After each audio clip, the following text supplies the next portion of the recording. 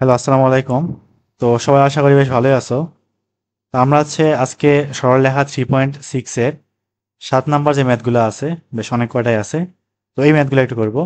আর আগের ভিডিওতে আমরা কি করছিলাম, যে সমান্তরাল রেখা রিলেটেড যে ম্যাথগুলো ছিল সেগুলো করছিলাম। আর আজকে লম্ব রিলেটেড যে ম্যাথগুলো সেগুলো। তো সবার আগে যে জিনিসটা মনে রাখার সেটা হচ্ছে, দুটো সরলরেখা লম্ব হওয়ার শর্তটা কি। এটা আমি দেখাইছিলাম কিন্তু একদম শুরুর দিন।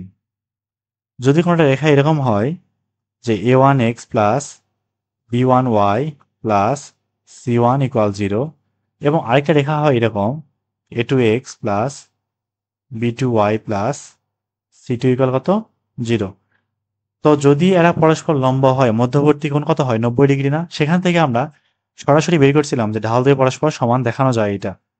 সরি, ঢাল দ্বয়ের গুণফল -1 দেখানো যায়। তাহলে যদি দুইটা রেখা পরস্পর লম্ব হয়, এদের ঢাল দ্বয়ের গুণফল অবশ্যই -1। প্রথম রেখার ঢাল কত, -x এর সহগ বাই y এর সহগ। দ্বিতীয় রেখার ঢাল কত, -x এর সহগ বাই y এর সহগ। গুণফলটা অবশ্যই -1 আসবে। গুণ করলে থাকবে কত এখানে, a1 a2 by b1 b2 equal -1। তার মানে a1 a2 equal -b1 b2।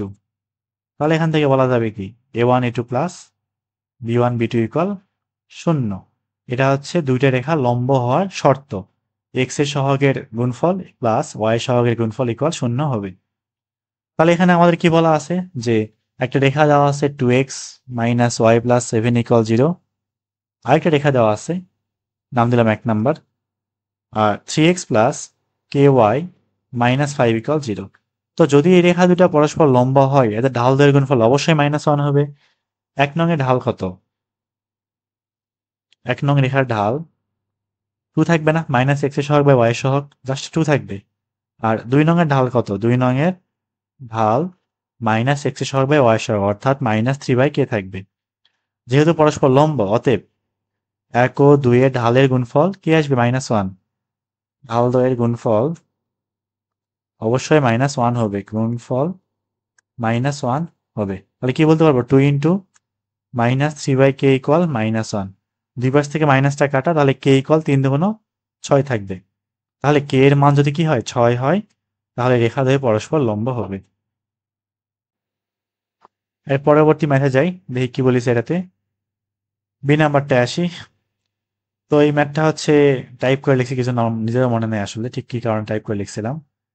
একটু সাইজ বড় করে দেই না, তাহলে দেখতে সুবিধা হবে। তাও ছোট লাগতেছে, তো আর একটু বাড়াই দিই। এবার ঠিক আছে। তো এখানে দুইটা বিন্দু দেওয়া আছে, 3,5, আরেকটা কথা 6,7। তো এই বিন্দু দ্বয়ের সংযোজক রেখার লম্ব দ্বিখণ্ডকের ঢাল কত নির্ণয় করো। লম্ব দ্বিখণ্ডকের ঢাল কত নির্ণয় করো। তো কথা দুটা বিন্দু দেওয়া আছে, মানলাম 3,5 একটা দেওয়া আছে, আর কি 6,7 একটা দেওয়া আছে। এখানে লম্ব দ্বিখণ্ডক বলতে বোঝায় এই দুইটা বিন্দুর মাঝে একটা বিন্দু আছে না, সেই বিন্দুতে একটা যদি লম্ব অঙ্কন করো, সেই লম্বের ঢালটা কত বের করো। তো কথা এই রেখার উপর যতগুলো লম্ব লাইন আছে, অসংখ্য লাইন আছে না লম্ব, প্রত্যেকটাই তো লম্ব নাকি, এবং প্রত্যেকটার ক্ষেত্রেই কিন্তু অর ঢাল এবং এর ঢাল গুণ করলে -1ই আসবে।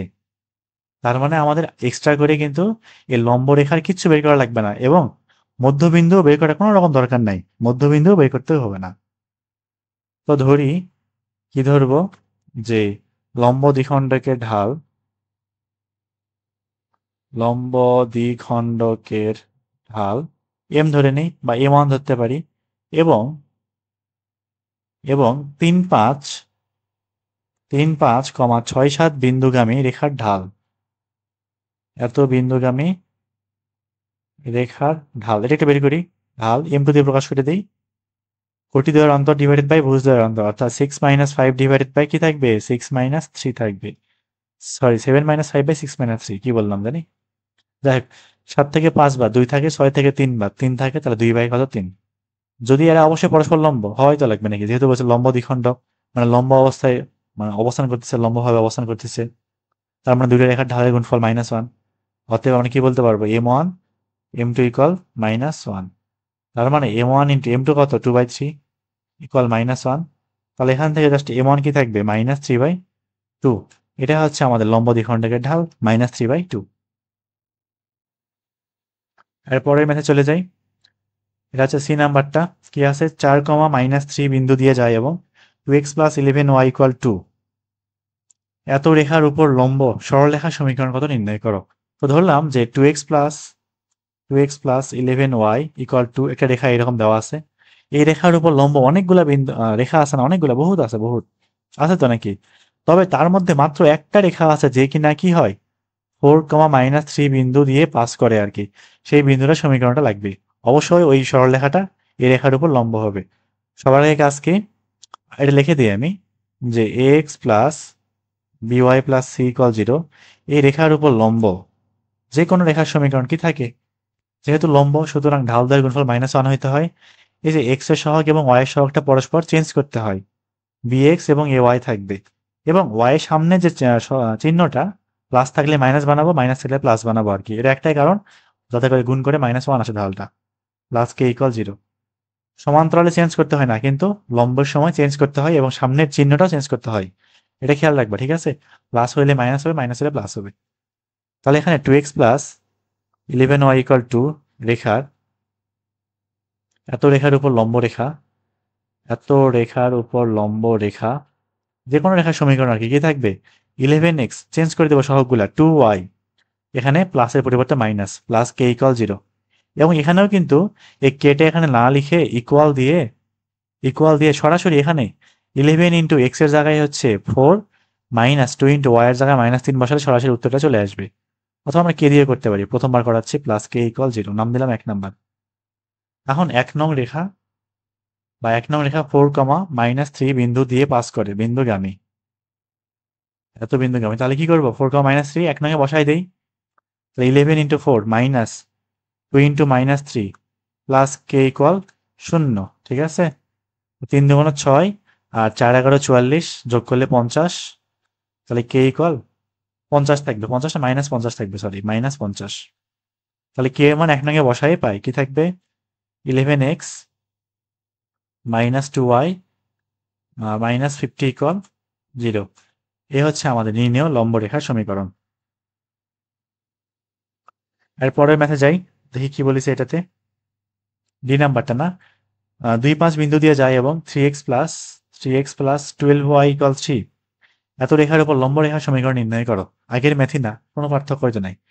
তাহলে 3x + 11y, sorry 12y, 3x + 12y = 3 এত এর উপর বা এত রেখার উপর লম্ব রেখা, এত এর উপর লম্ব রেখা, আর লম্ব রেখার যে কোনো সমীকরণ আর কি, যে কোনো লম্ব রেখার সমীকরণ কি আসবে, চেঞ্জ করে দেবো সহগগুলা। তাহলে 11x, ঠিক আছে, সরি 12x, এখানে কত 3y, y এর সামনে কি আছে প্লাস, হয়ে যাবে কি মাইনাস, প্লাস k = 0, নাম দিলাম 1 নাম্বার। তাহলে 1 নং আবার কোন বিন্দুতে যায়, ওই যে 2,5 বিন্দুগামী হয়। তাহলে কি করবো, 2, 5 ওখানে বসাই দেবো না, বসাই দিই। তাহলে 12 × 2 - 3 × 5 প্লাস k = 0 থাকবে। 12 × 2 = 24, 3, 5 = 15, তাহলে 24 থেকে 15 বাদ 9 থাকবে, k = -9। k এর মানটা 1 নঙে বসাই পাই। তাহলে 12x -3y -9 = 0। এ হচ্ছে আমাদের নির্ণয় সমীকরণ।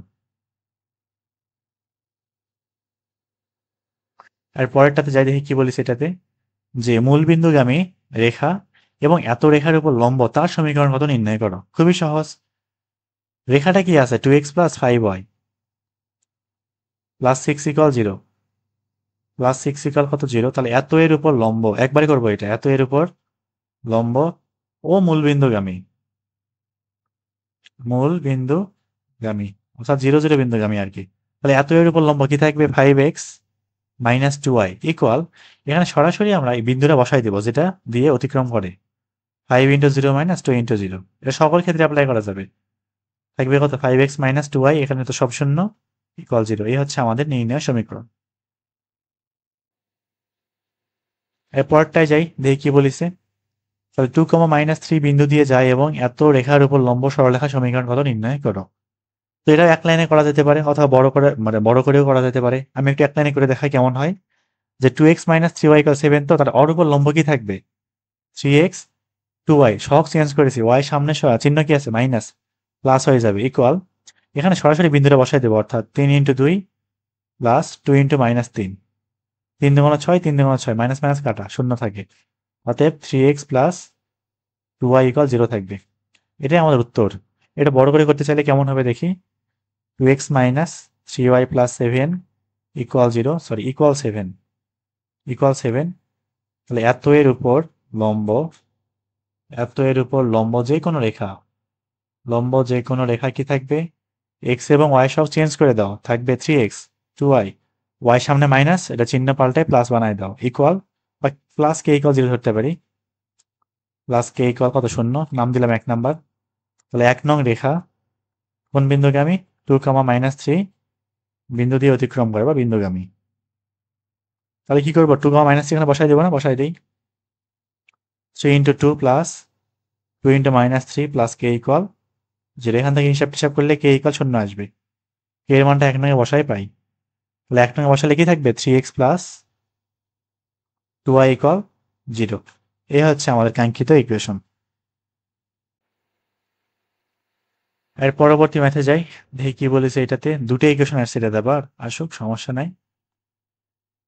-3 -2 বিন্দুগামী এবং এত রেখার উপর লম্ব সরলরেখার সমীকরণ লাগবে। তারপর মূল বিন্দুগামী এবং এই দুটি রেখা ছেদ বিন্দুগামী সরলরেখার সমীকরণ নির্ণয় করো। এখানে বলছে যে মূল বিন্দুগামী, ওটা বাদ দিলাম আপাতত।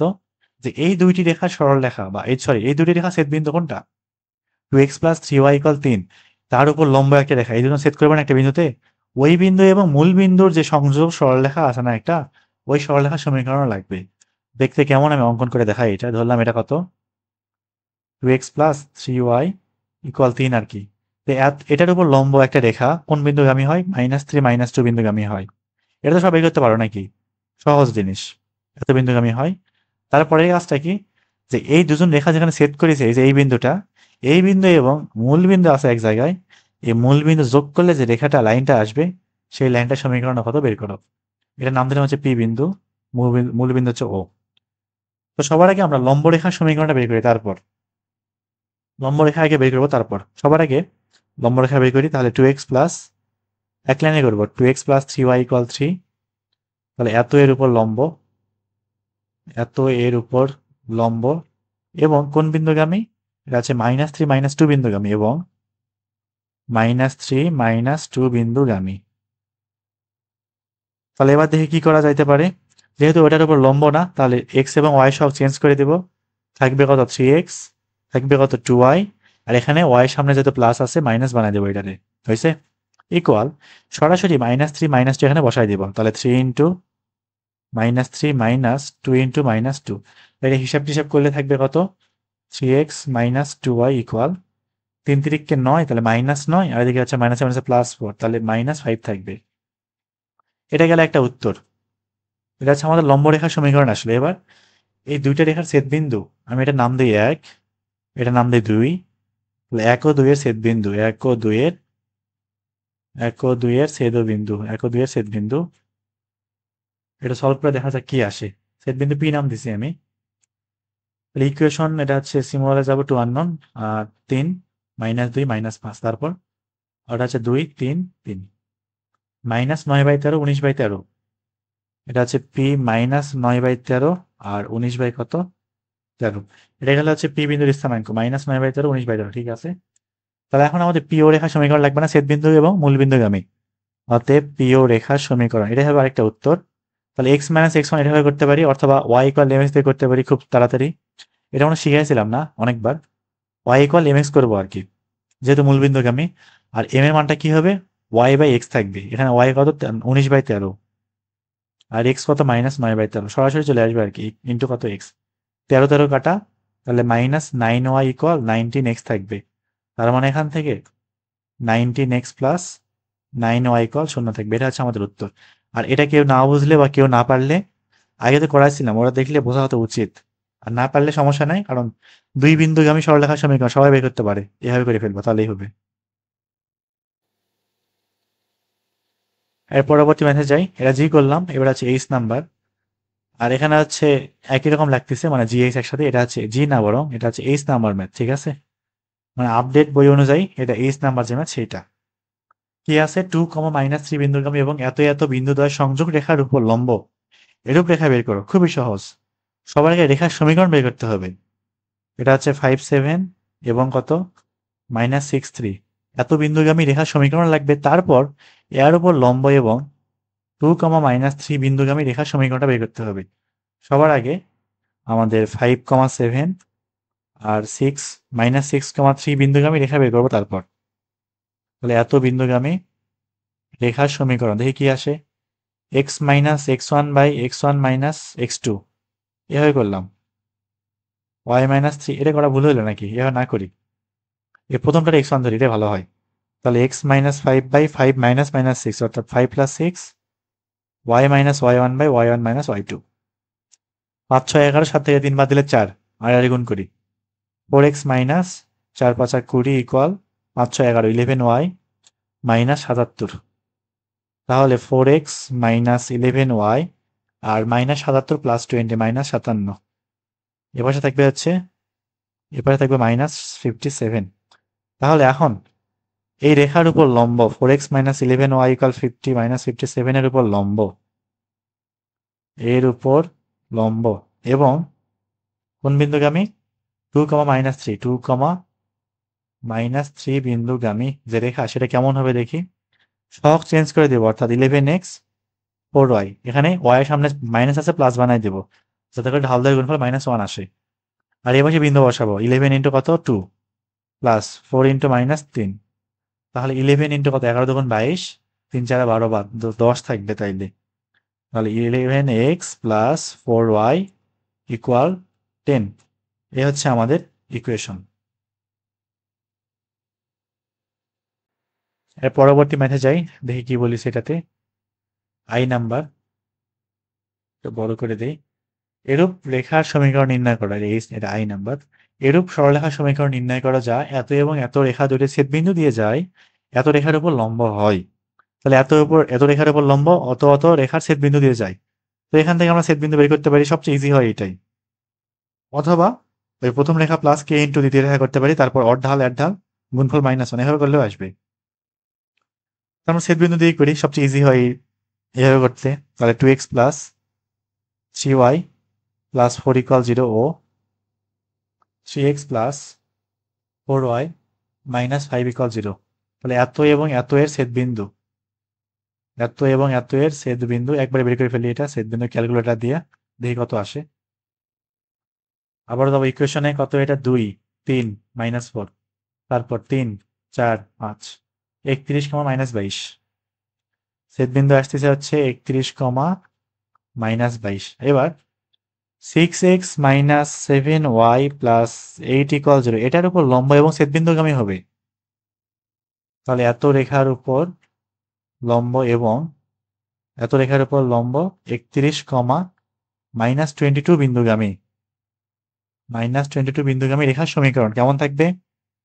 7x 6y, x এবং y সহ পাল্টাই দিলাম, এখানে বসবে প্লাস, যেহেতু মাইনাস আছে y সামনে, ইকুয়াল 7 ইন্টু x এর জায়গায় 31 বসবে, প্লাস 6 ইন্টু y এর জায়গায় -22 বসবে। কাহিনী শেষ না? দেখি কত আসে। হিসাব করে দেখা যাক, 7 ইন্টু 31 মাইনাস 6 ইন্টু 22, এটা হচ্ছে 85 আসতেছে।